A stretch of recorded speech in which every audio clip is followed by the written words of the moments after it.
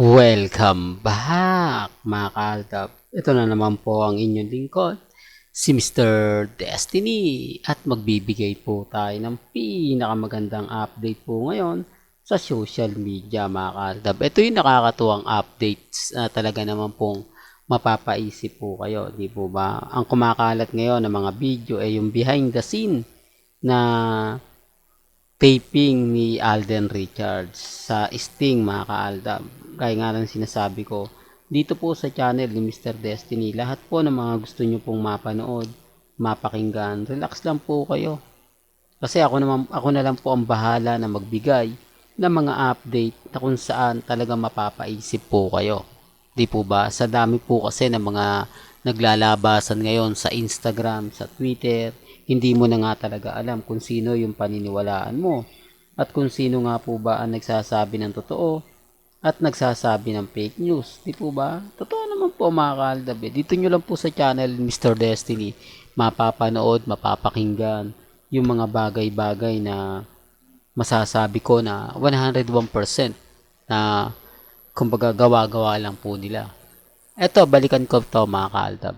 Nakakatuwa po dahil nakita nyo naman po walang Armin, walang Kat din. Ba't ganoon mga kaaldab?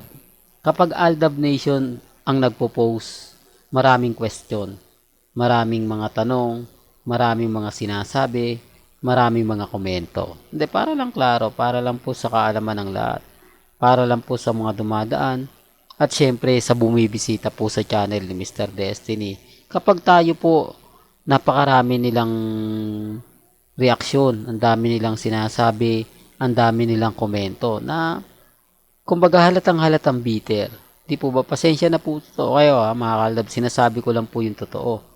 Dahil sinasabi nila na hindi ko lang daw po matanggap na wala ng Aldab kaya daw po ito ginagawa. Sabi ko nga po sa inyo, matagal na po tayong Aldab since 2015. Di po ba? Hindi naman po tayo gumagawa lang ng mga issue para maging bida. Di po ba? Ginagawa natin to para lang po sa kaalaman ng lahat. Lalo na nga po sa dumadaan sa channel ni Mr. Destiny. Ang daming mga bali-balita, kanya-kanyang opinyon, kanya-kanyang reaksyon. Kita nyo naman po kapag ako nagbibigay ng update, 101%. Lalo na po pagka nakikita ko sa website na hindi nga po talaga maganda at hindi nga po talaga kaaya-aya. Normal lang naman po yung mga binabalita nila. Depende na lang po sa mga makakapanood, makakabasa, makakakita. Di po ba? Kaya lang syempre mga kaaldab, kapag sinabi kasi nilang aldab ka, matik na yan, iba yung presensya nila. Pag sinabi mo na 101% na ina-update mo ay totoo, nako, katakot-takot na pambabash, pang-iinsulto ang matatamo mo. Ganun po sila kabiter. Ganun po sila ka desperado kapag ako. Kasi alam nila na marami pong nakukuha ng update si Mr. Destiny. Alam nila na tagilid sila lagi sa akin kapag ako nakakuha ng update o kapag ako yung nauuna. Kaya nga po galit sila kapag sa akin una nang galing. Kasi totoo naman po pag nag-post kasi si Mengay, si Alden, si Congressman, matik na yan, di po ba? At yung mga website na malalaking account, malalaking subscriber, malalaking followers, ganyan po yung pambasag ko. Kasi kapag nakita natin yan, popost nila yun pagpepiestahan. Tapos yung iba naman pong Armain, Alden Fanatics, pinopost po yung mga hindi maganda sa page po natin. At doon ko rin po nakikita. Kaya nga po ako hinahanap ko rin siya kung sino nga po ba talaga yung nag-post, kung bakit nga po ba pinost at yung mga nagko-comment doon. At sa mga comment naman po talaga, wala kang makikitang hindi umaayon. Lahat po pabor na pabor sa kanila. Lahat po gustong gusto po nila. Di po ba? Sinasabi ko lang po yung totoo. Di po ba? Pero bago nga po natin ituloy itong magandang update natin, kung bago ka lang sa channel na to, at isa kang true-blooded Aldab Nation na nagmamahal, kila Mengay at Tisoy, tama po ang channel na pinuntahan mo, kaya consider na po kitang bagong subscriber. At huwag mong kalimutang i-share ang mga video po natin sa mga mami, sa mga titas, at sa mga senior. Remind ko lang po sa mga ayaw pong maniwala. sa mga galit na galit, sa mga inis na inis. Okay lang po yan. Hindi na po ako magpapa-apekto pa, hindi na po ako magpapatalo pa. Kasi sa akin lang po mga kaldab, lagi ko naman sinasabi, lagi ko naman pong binibigay yung mga bagay-bagay na mapapaisip po kayo. Kaya sabi ko sa inyo, relax lang, di po ba? Maging kalmado lang po kayo, maging kampante. Sa ngayon, masaya po ako sa mga nababalitaan natin. Masaya po ako sa mga nakikita natin. Sa dami ng ebidensya at resibo na binabato natin sa social media. Sa dami ng mga napapakinggan, napapanood, relax lang. Di po ba? Ako nga po mga kaldab, kalmado lang, kampante lang.